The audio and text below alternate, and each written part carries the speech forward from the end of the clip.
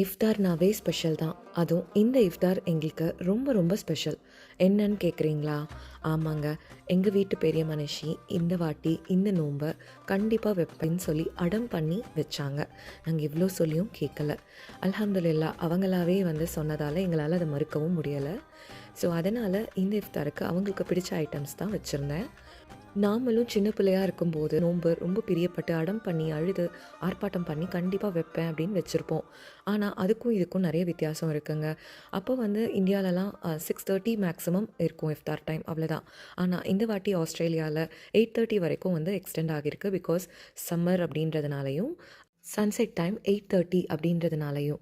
So அது அவங்களுக்கு ரொம்ப கஷ்டமாக இருக்க போகுது அப்படின்னு ஃபீல் பண்ணோம். பட் அவங்க அதெல்லாம் நான் பார்த்துக்கிறேன்னு பண்ணிட்டாங்கங்க.